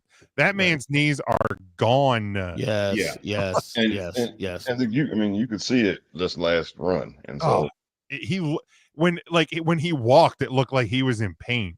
Yeah. So but I fully expect them to bring him back for spot duty. I mean, yeah, he has value there. Yeah. I mean, look, he's always like way over. I mean, trust me. I mean, it's just he can't stay healthy now. Yeah. He'll be a Royal Rumble spot. He'll come back like Royal Rumble through like a Mania run. Yeah. He'll sort do of a thing. Part-time, yeah, he'll do a couple part-time spots. Yeah. Yeah, Yeah. he'll always be a hand that they'll call on. But There's a lot of programming available there. Trust me, they'll find something for him to do. Trust me. Yeah. yeah, and I think the beauty of this truth thing is I don't think we're ever gonna know. Really, if it was That's the one question. This would be one of those things like 10 years on the road. Was that shit real or not? right, it's the next screw job, right? Like, was it Yeah, real? exactly. And that's the beauty. That's the beauty of the thing. And if this was a work, That's the best because I'm work not ever. ruling that out as a possibility. If this was a work, this was elaborate because you got everyone. I did say though, I texted you just on Sunday when it first came out, and I said on the show Tuesday, Rob, there's still part of me believe this was still work. I mean, yeah, again, it's that the wrestling thing, right? Like, Yeah, if you see it, it's a work, especially now with social media. yeah, like But- Elon. It's like Elon and Trump. Is it a work or a Stop shoot? it. You had to go and ruin the whole show. Right. It's a work. That's the beauty of it. And they got everyone. They got Sap. They got everybody. Yeah. And that's what, if it was a work, man, and all the bad things everybody said about Triple H in the last week, take it back, delete the tweets. I'm actually right now, my brain right now says it was not a work. Is that I think they fucked up, and unlike any other release in the past, they got massive blowback. I think there's a right, and because here's the deal. I'm not telling wrestling fans that what you think and want and care about doesn't matter, but ultimately it doesn't. Yeah. I think the backlash from inside the room Yes.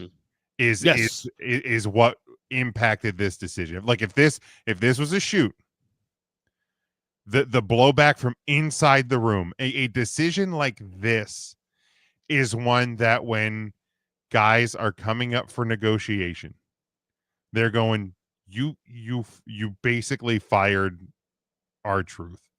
Yeah. You basically fired a guy that should be a lifer. Why should I resign here when there's other places to go? Right. Yeah. That's, I mean, that's a trust issue. Yeah. There's the money to be made there, of course. Well, but that's a trust issue, and because he literally just had a match on Saturday Night's Main Event. Mm-hmm. They just put out merchandise for him at the store from that match, right? Like, they just did it, and so it didn't make sense. Number one, so it made zero sense, right? I mean, and then he was just on TV that following Friday, so it made no sense logically to be using that guy that much, and then let him go immediately, and then like his stuff was doing, like his segments were doing a lot of views and whatnot.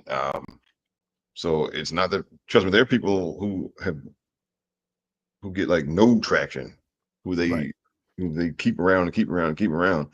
And so his stuff was getting views. He was just in some big things. He's obviously popular with the audience, and he's popular in the locker room. Because you need guys like him in the locker room who are okay with doing what he does, because you can't have a locker room full of people who all want to be in their main event. I agree. And also, I mean, that was one more thing I was thinking on that end. I mean, also, I mean, he does something that there aren't that many actually funny wrestlers. Mm-mm. Like, he does something that's unique to the show. Like, you can't just get somebody and plug them in and say, well, do what R-Truth did. Like, you can get people to work matches, right? I mean, but you can't just get somebody and say, okay, well, we need you to do what R-Truth you did all these years, right? You can't just find somebody to do that. You can't just find somebody in to do that. And I think that also affected the audience reaction, because we don't want to sit there and watch 3 hours of real serious wrestling every week. Nope. We don't. I need what I've been telling y'all for years. I need my sports entertainment. Yes, and even like an AEW with like Harley Cameron, right? I mean, Mm-hmm. and Orange Cassidy. I mean, right? Like nobody wants to watch 2 or 3 hours of real serious wrestling every week. Okay, um, and so he is, but you have to be really talented to get funny stuff over, and then to do it well, and he can do that, and like you don't have a locker room full of people that can do that. You have him and Chelsea Green and maybe one or two other people. Yeah. All right. So the truth return video on their YouTube channel, 131,000 views in the last hour. The only video from Money in the Bank that has more is the Jacob Fatu "I Hate You" solo. That whole deal. That's And 169,000 that got views. a head start too. Also, for Yeah, that that has a whole nother hour on it, and it's only 30,000 views ahead. The Our Truth is Back Facebook video has 2 million views, and the Twitter video has 1.6 million. Yeah, you're right. We're pushing 5 million views in 2 hours. Yeah. I bet you Dolls and Donuts by tomorrow afternoon that Archer video would be over 1 million and 2 million. Oh yeah. Oh yeah, on the YouTube page, absolutely. Yeah. Yeah. So, and it's just just a combination of things, right? So yeah, it was. I mean, if it was not at work, then it was a mistake. Mm-hmm. And some of the other releases are ultimately going to be, some of those other releases will be proven to be not the best idea over the long haul, right? I mean, because we kind of think because the company's been doing so well the past few years, it's easy to kind of fall into that mentality. Well, they don't really need any one person, right? But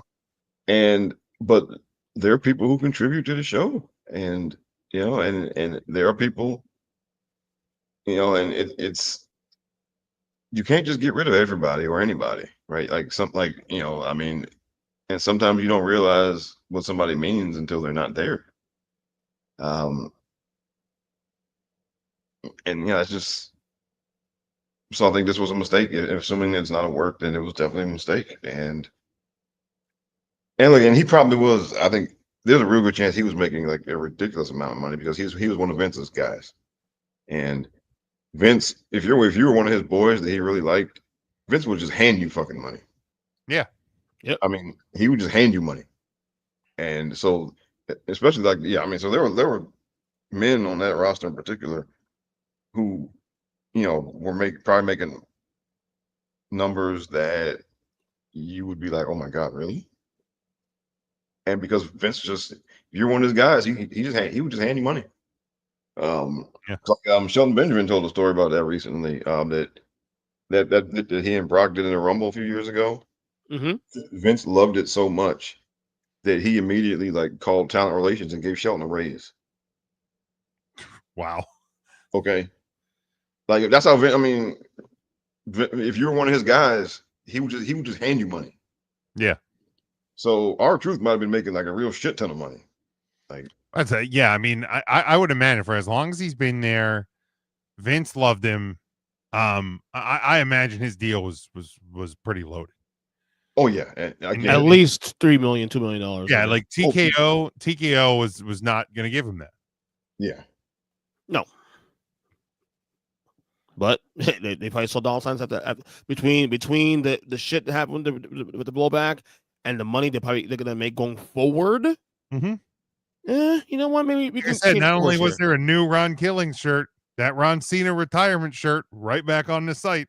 Mm-hmm. Yeah, and so I mean, there's money, and then there's also goodwill because there's some. I mean, again, some releases, it's just sometimes it's a trust issue, as far as getting rid of certain people. Sometimes and getting rid of our Truth is a trust issue for for people in the locker room.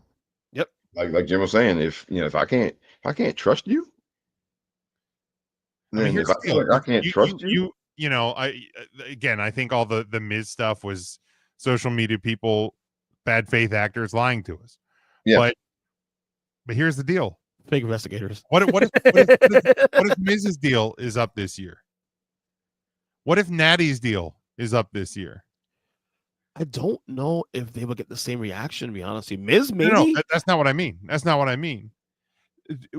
What I mean is if their deals are coming up and they just see what happened to R-Truth, are they going to trust that they're not going to be next?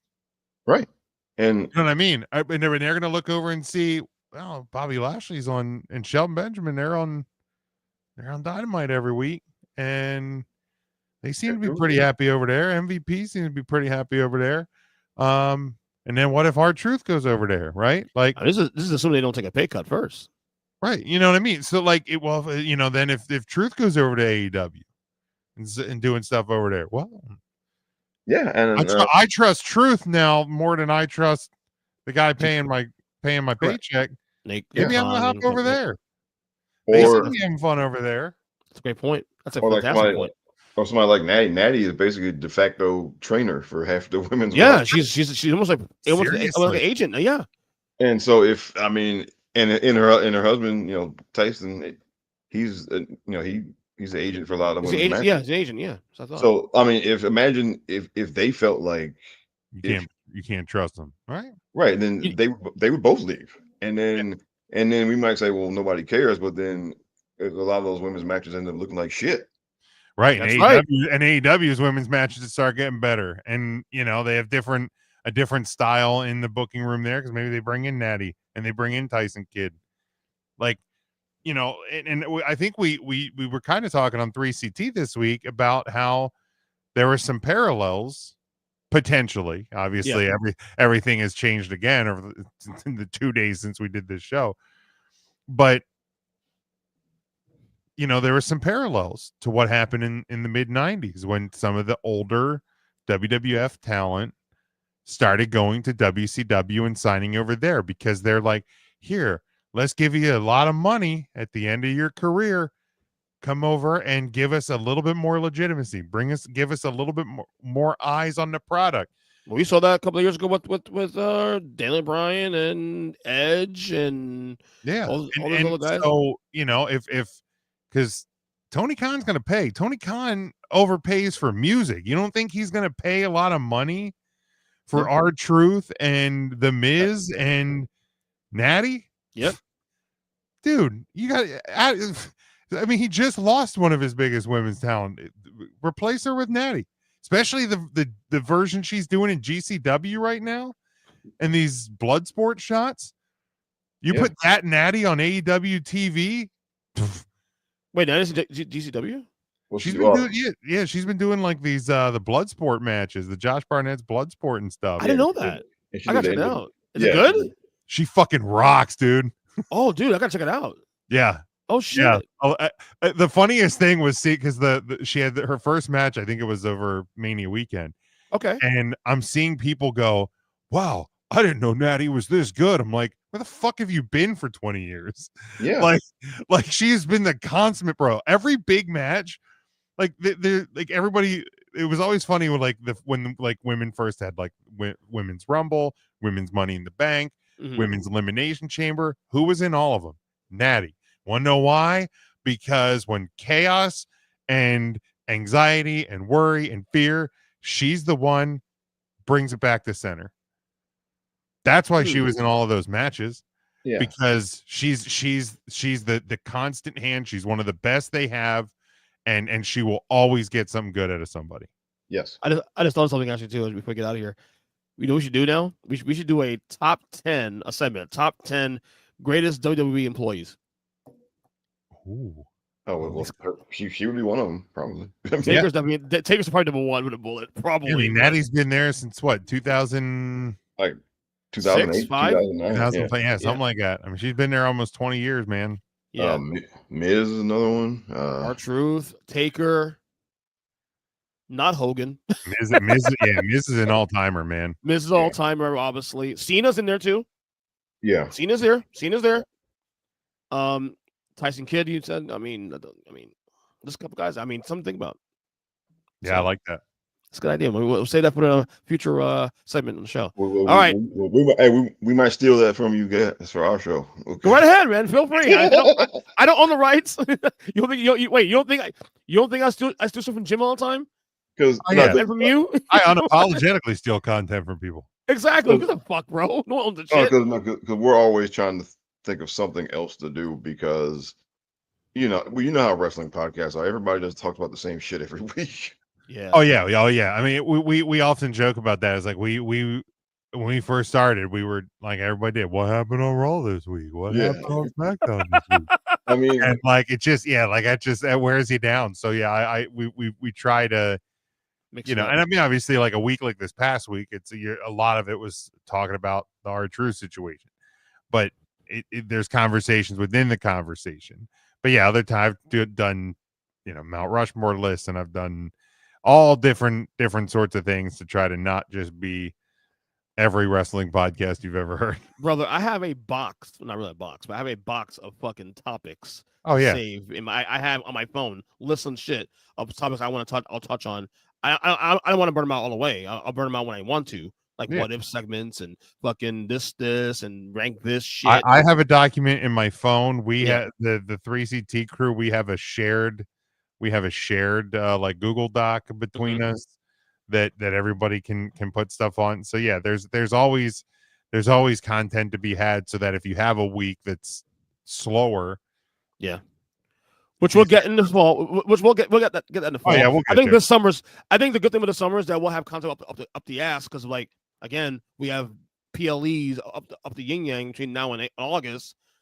We could be and able that's to just anyway. WWE. That's not counting AEW does 10 pay-per-views a year. That's now. right. Yeah, I know. That's crazy, isn't it? So plus back-to-back 4-hour dynamite. Exactly. Jesus. Anyway, wow, almost went 2 hours today. Go ahead, Jim. Thanks for coming on the show. I appreciate it, man. And plug what you want to plug. Yeah, it was fun. I was glad I was able to have the time, and it worked out better because I wouldn't have probably had the time tomorrow. Yeah, I prefer to do it tonight. Number one, it's fresh. Yeah, we got 9 people today on watching the show right now as we speak, which is great. Tomorrow, as you guys know, I'm going to Tampa to see Metallica in concert. It's a little getaway from the family. We're going to go to Metallica tomorrow, and then go to Disney the next day too. So which part? Animal Kingdom. We decided Animal Kingdom last minute. Okay, cool. The kids want to do it, so nice. But yeah, you can get me at Big Jim Sports on Twitter or Blue Sky. I have my link tree in there that it has all of my projects. Huddle Up Podcast or off season. We're gonna blink and we're gonna be back in August and getting ready for football. But 3CT that's the big one right now. All of our socials are there. Well, we talked a lot about R-Truth and what's next for him, and so do we. We did a whole fucking episode and laugh at a 40-minute segment of a podcast. Oh man, Rob and we did it. So thank you, Art Ron Killings, on the last episode we did on this show. We did a lot of that too, man. Yeah, we titled our episode "We Want the Truth," and we got the truth. So maybe we worked out. You can't handle the truth. Oh man. And then our Tuesday podcast, which we don't really do anything wrestling, or very very seldomly. But we have a fun one coming up on this Tuesday as well over there. So give us a subscribe. And I know EJ, I actually have notes. I have things prepared for discussions with a nobody. Life has been absolutely chaotic this year. Okay, brother. It's okay. So at some point I will get one of those down. And I told Kyle already, you got to do a proper content very soon. Like really soon, like within the next couple of weeks. So we got to figure that out very soon. Maybe you and I do a sit down show too. Also on top of that, just kind of check in. Yeah, man. You know, so we got a lot of shit this summer. Look, summertime. I know summertime is kind of dry because the sports cools off around this time. But some of my favorite shows I do are between June and August. Honestly, I get really creative. Stuff that you haven't had the chance to. Yeah, I get really creative. Rob, go ahead, brother. As always. Great. Every week you can hear me, DJ, and Jason on the Mindless Wrestling Podcast, and our most recent episode was titled "Thank You, R-Truth." I know. I started today actually. So look, everybody's burning the tape this week. Yep. And you can also catch me every couple of weeks on my own show, the Rob the Genius Podcast. And you can catch me mainly on Blue Sky at RBONNE1. And you can read stuff that I write occasionally at robsagenius.com. That's right. And of course, me on Twitter at EJ Christian7. Falls Count anywhere, of course, Partner Earnestly Podcast, Earnestly Pod on YouTube, Earnestly Pod on TikTok, as well as on IG. Thank you guys for coming on here as well. If you guys, everybody watching here, of course, live. We will talk to you guys soon. Enjoy the rest of your weekend.